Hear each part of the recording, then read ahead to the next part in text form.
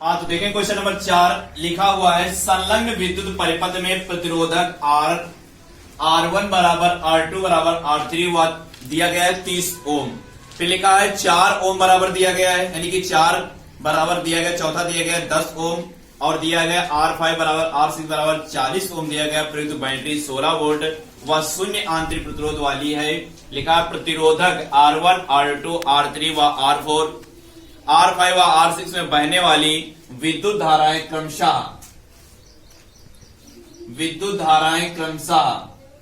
R1 हो गया, लिखा है R1 R6, यहां पर छूटा है R6 में बहने विद्युत धाराएं क्रमशः I1 I2 R3 I4 I5 एवं I6 एवं प्रत्येक प्रतिरोधक के सिरों के बीच उत्पन्न विभवांतर दिया गया है V1 V2 V3 V4 V5 एवं V6 की गणना कीजिए। परिपथ में बहने वाली कुल धारा की गणना करना है। तो क्वेश्चन देखेंगे, लिखा हुआ है R1 बराबर दिया गया है, फिगर समझो। लिखा है R1 R2 R3, R1 बराबर R2 बराबर R3 बराबर दिया गया है 30 ओम। ये भी R1 बराबर 30 ओम, R2 बराबर 30 ओम, R3 बराबर भी 30 ओम दिया गया है। फिर उसके बाद में लिखा है R4 इक्वल दिया गया है 10 ओम, तो यहां पर लिखेंगे 10 ओम। उसके बाद R5 और R5 और R6 बराबर दिया गया है 40 ओम। अब यहां पर देखेंगे फिगर, हमारे पास 16 वोल्ट की बैटरी लगी हुई है, V बराबर 16 वोल्ट हो गया। यहां से धारा जब चलेगी, जब धारा यहां चलेगी तो जाएगी, यहां पर दिया गया है प्रतिरोध R1 लगा है, R2 लगा है, R3। उसके बाद में ये हमारे पास जाने बाद धारा फिर से आएगी, तो R4 में, R4 के बाद में फिर आ जाएगी R5 और यहां पर दिया गया R6 में आएगी।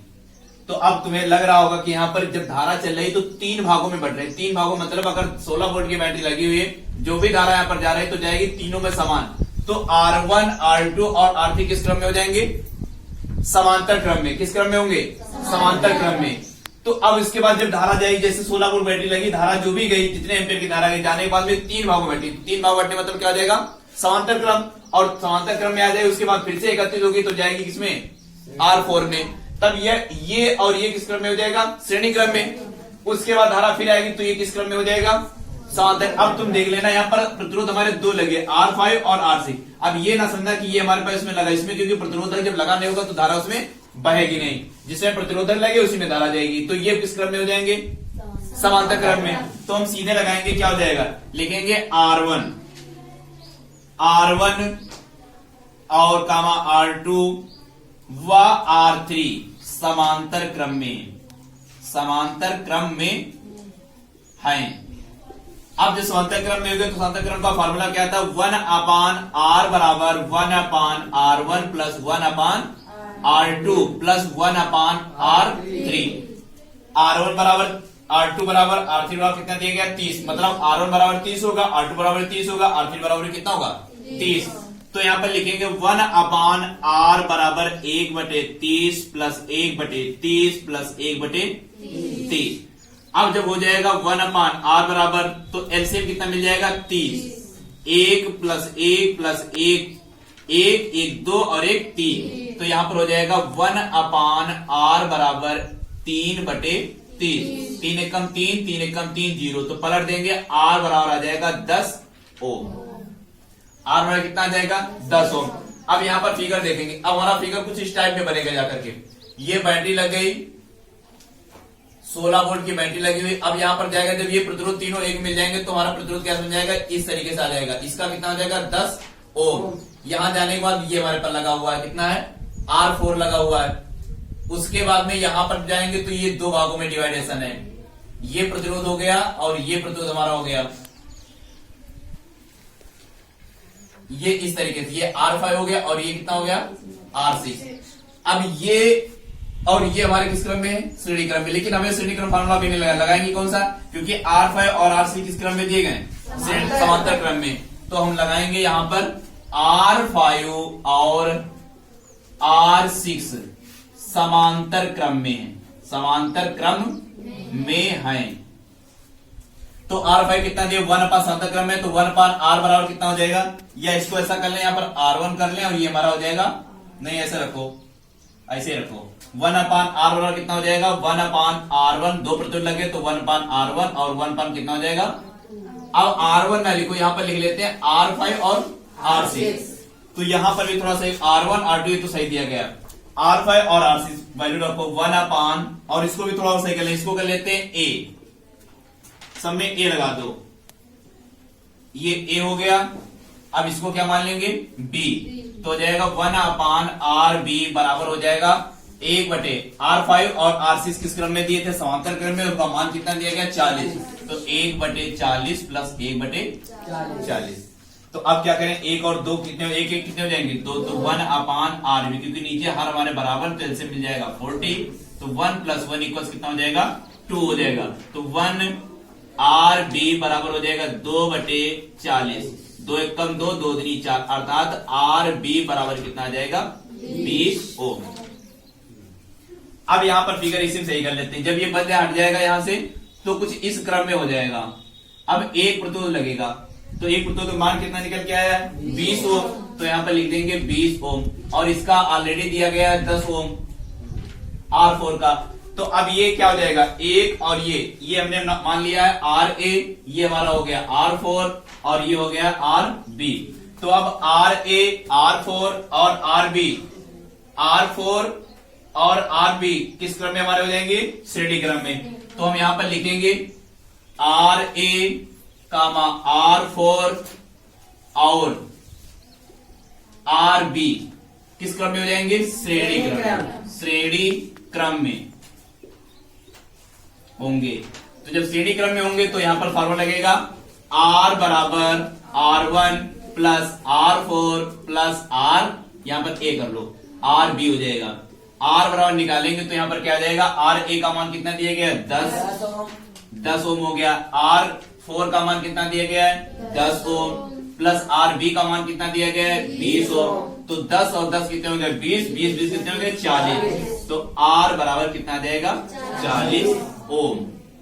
अब देखो क्वेश्चन फिर से ध्यान दो, लिखा था संलग्न वैद्युत परिपथ में प्रतिरोधक R1 बराबर R2 बराबर R3 बराबर 30 ओम है, तो कह रहा R4 बराबर 10 ओम है, वह R5 इक्वल्स R6 बराबर कितना दिया गया है 40 ओम। कह रहा प्रयुक्त बैटरी 16 वोल्ट, अर्थात 16 वोल्ट की बैटरी लगी हुई है।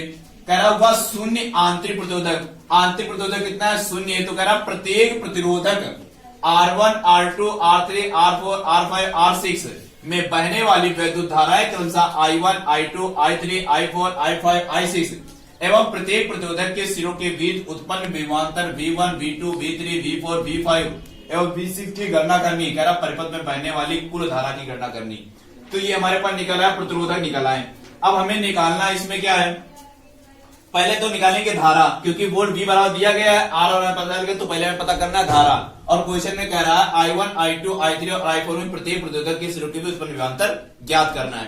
तो हम करेंगे क्या, अब थोड़ा यहां पर रफ कर लें, देखो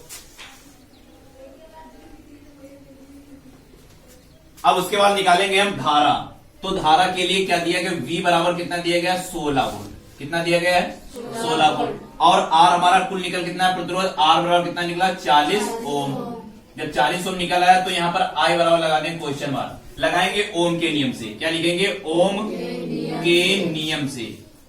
भाई ओम के नियम में V बराबर क्या होता है I R, तो यहां पर V पता है R पता है, तो I निकला है, तो I इक्वल्स V/R इक्वल्स क्या हो जाएगा I। V का मान कितना दिया गया है 16 और R का मान दिया गया है 40, बराबर क्या हो जाएगा I। अब काटेंगे, 4 चौको 16, 4 एकम 4 और नीचे क्या हो जाएगा 0, यानी 10 हो जाएगा। ऊपर यहां पर देख लें, I बराबर क्या हो जाएगा 4/10। अब क्या आ जाएगा 2 दूनी 4 2 पंचे 10, तो I बराबर हो जाएगा 2 का पारा पढ़ेंगे, सही 5 का पारा 2 में 5 और ये 2, तो 5 का पारा 2 में जाएंगे, 10 लगाएंगे 0 बढ़ाएंगे, 5 चौके 20, तो आ जाएगा 20 हो गया। तो 20 का मतलब क्या होगा 0.4 एम्पियर धारा कितनी बहेगी।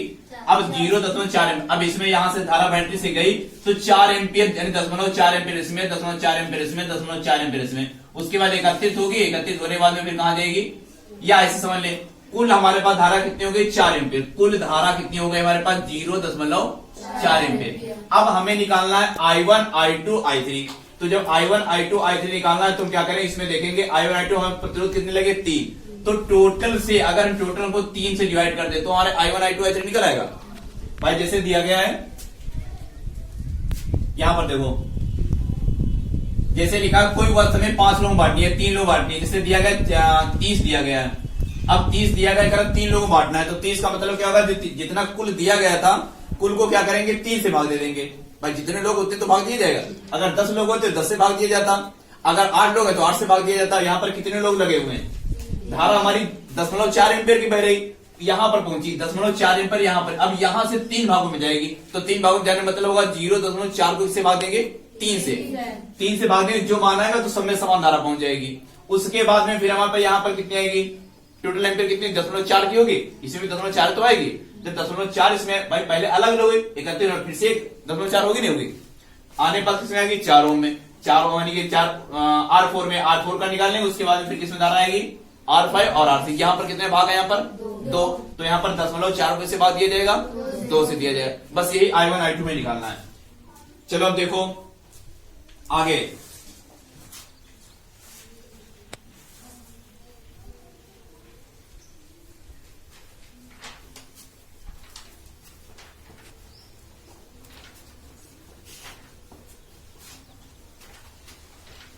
बस ये रखें, आई यहां पर रोक लेते हैं, बाकी सब रफ कर लें।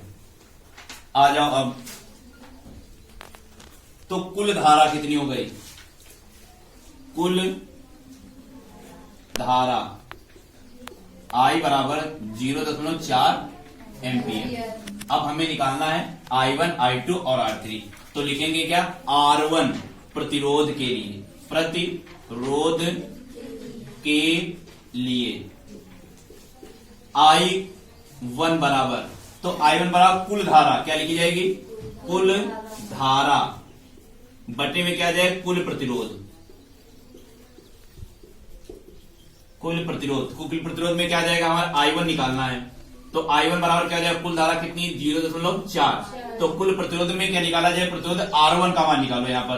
तो कुल प्रतिरोध में क्या दिया, ऐसे लिख दो यहाँ पर R1 का प्रतिरोध, तो ये R1 हो जाएगा। R1 हमारे पास कितना दिया गया है, बोलो R1 कितना दिया गया है, R1 बराबर 30, तो I1 बराबर निकालेंगे 0.4 बटे कितना हो जाएगा 30। अब क्या होगा, 10 हटा दो यहां से, तो यहां पर कितना आ जाएगा 300, या फिर ऐसा कर लो कुल प्रतिरोध ही रखो, यहां पर कुल प्रतिरोध कितना था हमारे पास, R1 न रखो,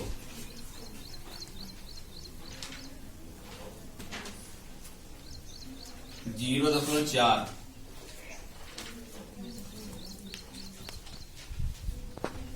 प्रतिरोधों की संख्या या प्रतिरोधों की कुल संख्या, प्रतिरोधों की कुल संख्या, तो प्रतिरोधों की कुल संख्या कितनी दी, I1 हमें निकालना है, तो प्रतिरोध कुल संख्या आ जाएगी 0.4, ये होगी धारा, और यहाँ प्रतिरोधों कुल संख्या दी 3, तो काटेंगे I1 बराबर क्या आ जाए 3 एकम 3, फिर क्या आ जाए दशमलव लगा हुआ है, दशमलव लगाए 3 एकम 3, 1 बचेगा, तो यहाँ पर 0 बढ़ाएंगे तो क्या आ जाएगा, ये ऐसे कर लो 0.4 बटे में क्या आ जाएगा 3, तो ये 3 से भाग दो 0.4 में, तो दशमलव लगा हुआ, दशमलव यहाँ पर लगाएंगे 3 एकम 3, 1 बचेगा।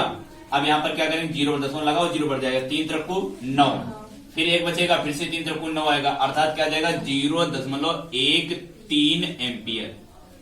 अब एक चीज ध्यान दो, जब I1 हमारे पास कितना दिया गया है 0.13 एम्पियर आ रहा, तो यहाँ पर आपस में क्या दिया R1 R2 R3 बराबर है, तो जब जाएगा I1 I2 I3 भी आपस में क्या हो जाएंगे बराबर, तो लिखेंगे I1 बराबर I2 बराबर क्या हो जाएगा I3 बराबर कितना जाएगा 0.13 एम्पियर। भाई बराबर आपस में देखो, R1 हमारा क्या हो जाएगा, R1 R2 R3 बराबर है, तो I1 I2 R3 भी हमारे पास क्या हो जाएंगे बराबर, तो यहाँ पर जब बराबर है 0 कितना हो जाएगा 13 एम्पियर हो जाएगा। अब यहाँ निकालेंगे R4 के लिए, तो R4 का मान कितना दिया था, यहाँ पर 10 दिया गया था, कितना था 10 था ना, ये 10 ओम था, हमें इससे मतलब नहीं है, तो निकालेंगे I4 इक्वल्स क्या आ जाएगा, कुल धारा कितनी थी 0.4, और यहाँ पर प्रतिरोध कितना लगा हुआ है 1, तो प्रतिरोध 1 से हम भाग देंगे, तो आ जाएगा I4 इक्वल 0 क्या हो जाएगा 4 एम्पियर ही होगा।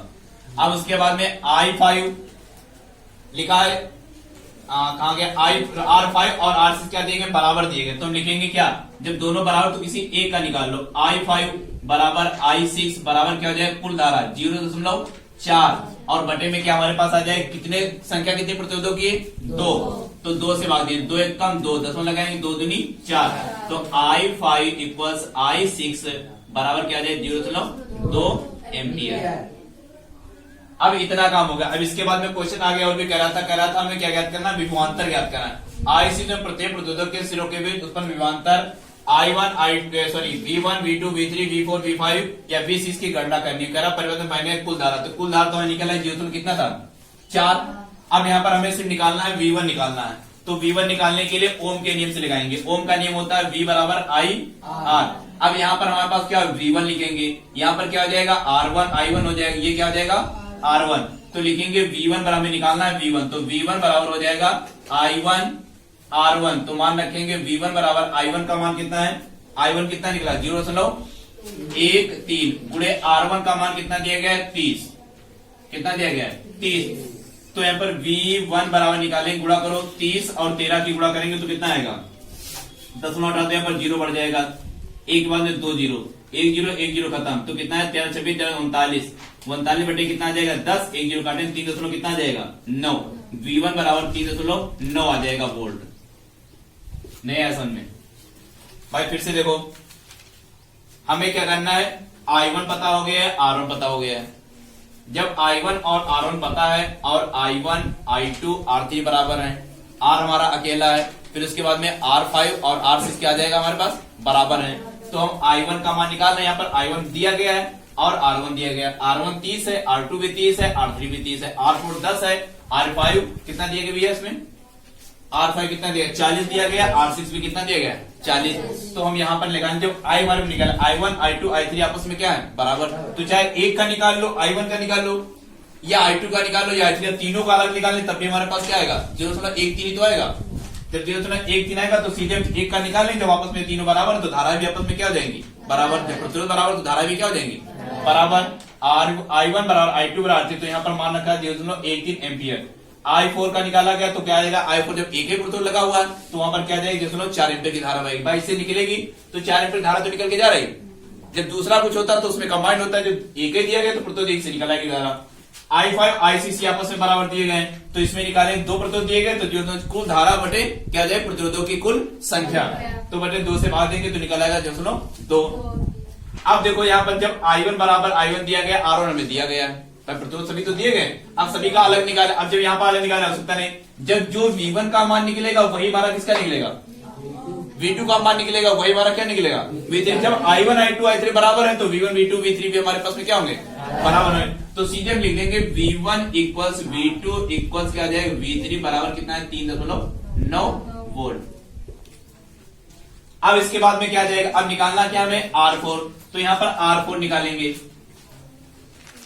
R4 इक्वल्स क्या हो जाएगा, R4 इक्वल्स क्या जाएगा, लिखेंगे सीधे हम लिख देंगे R4 निकालना है, या R4 यहाँ पर लिखो ना, तो यहाँ पर V1 के हिसाब से यहाँ पर हो जाएगा V4 बराबर यहाँ पर क्या हो जाएगा I4 और इंटू में क्या हो जाएगा R4, तो V4 इक्वल्स I4 का मान कितना दिया I4, तो I4 कितना निकला था 0.4, तो 0.4 हमने लिख दिया यहाँ पर। अब R4 प्रतिरोध कितना दिया गया है 10, तो यहाँ पर 10 से गुणा करेंगे तो V4 बराबर 10 दशमलव हटा दो 10 हो जाएगा, 10 10 कैंसिल तो कितना आ जाएगा 4 वोल्ट, कितना हो जाएगा 4 वोल्ट। अब कह रहा R5, जब R5 और R6 बराबर तो सीधे लिखेंगे यहाँ पर R5 इक्वल कितना हो जाएगा R6 आपस में बराबर, तो हमें निकालना क्या है V निकालना है, तो लिखेंगे V5 बराबर क्या हो जाएगा V6 बराबर में क्या हो जाएगा I5, या फिर यहाँ पर लिख देंगे I5 और I6 क्या बराबर है, तो एक का निकालो यार V हटा दो इसको, तो क्या हो जाएगा I5 और यहाँ पर गुणे में क्या हो जाएगा R5 लिखो या R6 लिखो जो आपस में बराबर है, तो यह हो जाएगा I5 बराबर हो जाए I5 कितना दिया गया 0.2, तो 0.2 गुणे क्या आ जाएगा 40, तो आ जाएगा 4 दूनी 10 हटा दो या इसे कर दो 10 हटा 0 कर दो 4 दूनी कितना आ जाए 8, V5 कितना आ जाएगा 8 वोल्ट।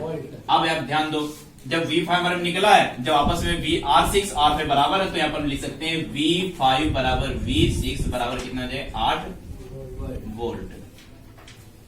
बस यही करना था। तो इस प्रकार से V1 V2 भी हमारे निकला है, V3 V6 भी निकला है, I1 I2 I3 I4 I6 सब पूरा कंप्लीट हो गया। तो इस तरीके का क्वेश्चन हो जाएगा।